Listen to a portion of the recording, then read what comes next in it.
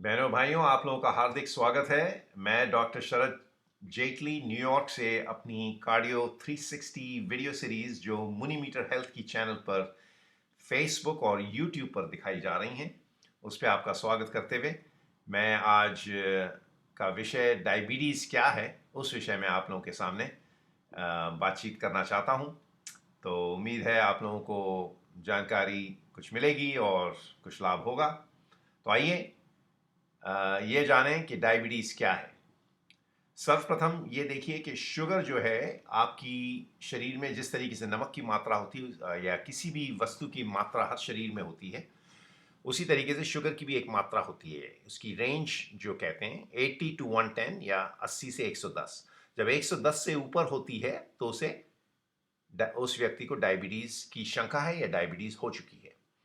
तो ये ध्यान रखें कि जब भी आप डॉक्टर्स के पास जाएं तो आपका जो है अगर शुगर 110 से अगर बढ़ा हुआ है खाली पेट, जब उसने सैंपल लिए हैं आपकी नर्स ने या आपके डॉक्टर्स ने, तो उस वक्त अगर 110 से ऊपर अधिक है तो निश्चित रूप से कह सकते हैं कि उस व्यक्ति को डायबिटीज़ है। और पूरा नाम है डायबिटीज़ मेलिटस। तो शुगर ज़्यादा होने के क्या कारण है, किस किस को होती है? इन अदर वर्ड्स आप ये पूछेंगे कि भाई उसमें क्या टेंडेंसी है, क्यों किसी को होती है किसी को नहीं होती है। तो ऐसा है कि देखिए, एक तो फैमिली जीन्स हैं, वो सबसे इंपॉर्टेंट होती हैं। तो आपके माता पिता या आपके भाई बहनों अंकल्स आंटीज में अगर किसी को डायबिटीज़ है तो हो सकता है कि आपको भी वो जीन्स आ रही हैं आपके आपके पेरेंट्स से, आपके माता पिता से। तो वो जीन्स जो हैं वो कहीं ना कहीं मैनिफेस्ट होंगी, कहीं कहीं उभर के आएंगी किसी उम्र में। अक्सर 30 40 50 की उम्र में ये उभर के आती हैं, और तब होता है ये है कि उस वक्त आपको डायबिटीज़ की शंका हो सकती है। तो एक तो वो कारण है जो फैमिली हिस्ट्री कहते हैं हम उसको, तो फैमिली हिस्ट्री से आ रही है। दूसरा जो है कारण जो है मोटापा। अगर आपको जो है कुदरती तौर पे, जैसे मान लीजिए आपका जो है वजन बढ़ता जा रहा है या बचपन से ही बढ़ रहा है, या लगभग आप 10 20 साल की उम्र से ही आप अगर ओवरवेट गिने जाते हैं, या ओबेसिटी जिसको कहते हैं, जिसका बीएमआई 35 33 35 के ऊपर होता है, तो अगली बार जब आप नर्स या डॉक्टर के पास जाएं तो पूछिए, खुल के पूछिए कि मेरा बीएमआई क्या है।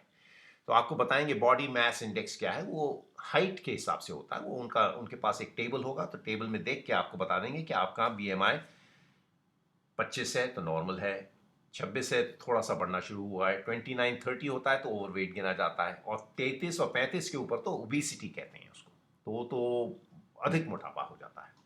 तो ये बीएमआई ज़रूर पूछिए अगली बार डॉक्टर और नर्सेज के पास जाएं, जब भी आप किसी क्लिनिक में, अस्पताल में अगर मिलें किसी से। फैमिली जीन्स, मोटापा, ये दो कारण हो गए। तीसरा कारण जो होता है वो पैनक्रियाटिक इन्फेक्शंस, क्योंकि देखिए शरीर में जो है हर चीज़ जो है कहीं ना कहीं बन रही है। तो इंसुलिन जो है बड़ी इंपॉर्टेंट हार्मोन होता है, वो पैनक्रियास से बनता है, और पैनक्रियास जो है आपके पेट में पीछे के हिस्से में होते हैं। तो वो लगातार सुबह शाम आपको इंसुलिन बना रहे हैं। आपने शुगर कुछ खाई तो इंसुलिन थोड़ा बढ़ता है ताकि उसको जो है नलिफाई कर ले, उसको जो है शुगर को एक नियंत्रण रूप से ये 80 110 की रेंज में रखें जो नॉर्मल होते हैं। मगर अगर इंसुलिन अगर नहीं बन पा रहा है और आप शुगर पे शुगर खाए जा रहे हैं और मीठा खाए जा रहे हैं, तो उस पर प्रॉब्लम ये होती है कि आपकी शुगर तो बढ़ती जाएगी क्योंकि इंसुलिन तो है ही नहीं बॉडी में, या इंसुलिन कम है, या इंसुलिन है भी तो वो टिश्यूज में उसको कहते हैं रेजिस्टेंस है। दैट मीन्स आपके इंसुलिन तो खून में दौड़ रहा है, मगर वो जाता जब हार्ट में है, या आप फर्ज कीजिए किडनीज में जब जाता है, या मसल में जब जाता है, आपके बॉडी के भिन्न भिन्न भागों में जब जाता है, तो यूज नहीं हो पा रहा है, तो सारा व्यर्थ है। तो फजूल इंसुलिन जब बॉडी में घूमता है, उसका कोई अगर यूज नहीं हो रहा था, उसको कहते हैं इंसुलिन रेजिस्टेंस। तो तीसरा चौथा कारण ये है इंसुलिन रेजिस्टेंस। और पांचवा कारण जो है ये दवाइयाँ। कुछ दवाइयाँ भी आपको डायबिटीज़ दे सकती हैं, एक खास तौर से स्टेरॉइड्स। तो स्टेरॉइड्स ज़्यादातर डॉक्टर्स प्रिस्क्राइब तब करते हैं जब बहुत ही ज़रूरत पड़े, जैसे एस्मा आपका बहुत नाजुक है और जगह जगह आपको जो है बार बार एस्मा हो रहा है क्योंकि इतनी डस्ट है, इतने पोलन्स हैं, इतनी एलर्जीज हैं, तो आपको स्टेरॉइड्स जब देते हैं तो उससे शुगर बढ़ जाती है। तो फर्ज कीजिए, तो इसका मतलब स्टेरॉइड्स एकदम बंद नहीं करते, उसको टेपर करते हैं। तो डॉक्टर से पूछ के उसको कैसे धीरे धीरे धीरे कम करके, और कभी स्टेरॉइड्स रोकना नहीं चाहिए, क्योंकि रोकने के बाद अगर एकदम से रोक दें तो बहुत प्रॉब्लम्स हो जाती हैं। तो उसको धीरे धीरे टेपर करते हैं, उसमें 2-3 हफ्ते में टेपर हो जाता है। तो ध्यान रखें कि स्टेरॉइड से भी ऐसी दवाइयाँ ऐसी हैं जो जिनसे डायबिटीज़ हो सकती है। अच्छा, शुगर ज़्यादा अगर मान लीजिए शरीर में हो जाए तो हानि क्या है? सबसे पहले तो ये सवाल है कि भई एक तो शुगर हुई क्यों? वो तो हमने अभी आपको बताया। अब ये देखिए कि शुगर जब ज़्यादा हो जाए तो बॉडी में हानि क्या है?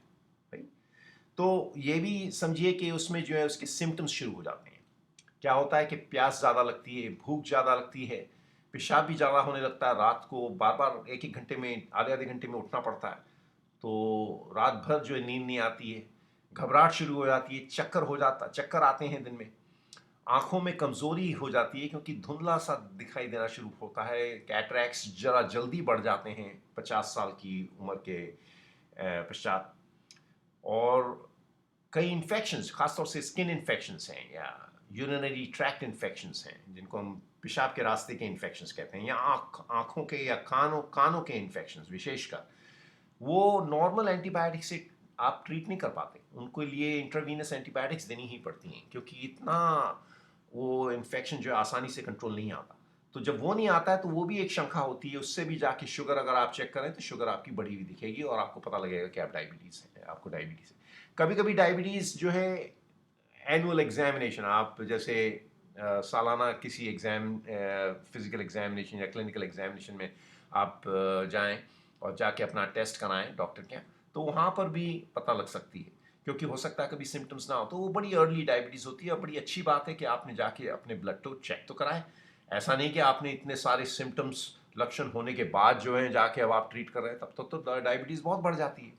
तो कहने का तात्पर्य यह है कि आप जो है एनुअल एग्जामिनेशन 30 और 35 की उम्र के बाद एक ब्लड सैंपल जरूर होना चाहिए आप लोगों का, और हर व्यक्ति का एक ईकेजी होना चाहिए, कोलेस्ट्रॉल चेक होना चाहिए, आपका वजन चेक होना चाहिए, ब्लड प्रेशर चेक होना चाहिए। तो ये नॉर्मल चीज़ें जो हैं, ये नॉर्मल पैरामीटर्स कहते हैं हम इनको बॉडी के, वो पैरामीटर्स जरूर जो हैं आपके चेक होने चाहिए, ताकि उनमें से अगर जरा से भी शंका ऊपर नीचे की कुछ हो तो फौरन आपको डॉक्टर्स वहाँ पे एडवाइस करेंगे और कहेंगे कि ऐसे ऐसे आप जो है।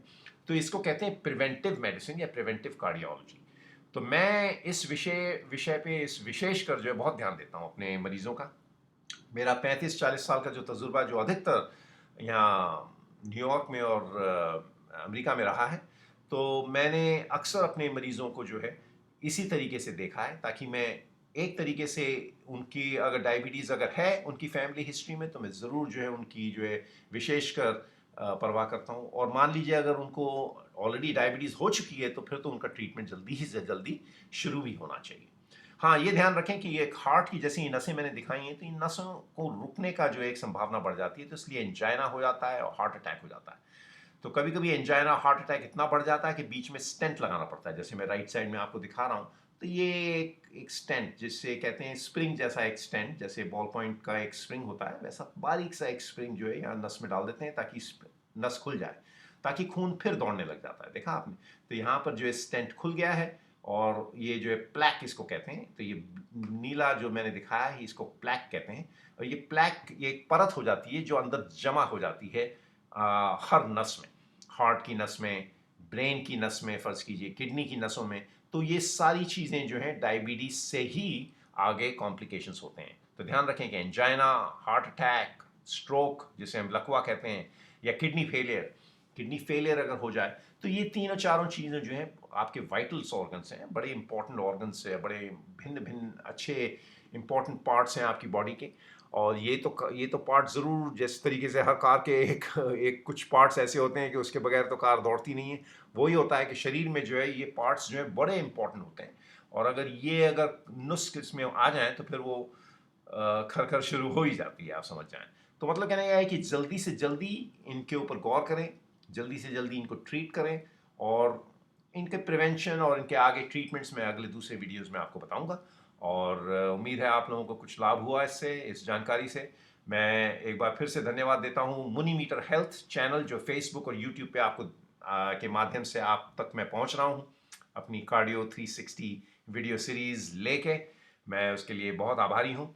धन्यवाद, धन्यवाद। फिर मिलेंगे। नमस्कार।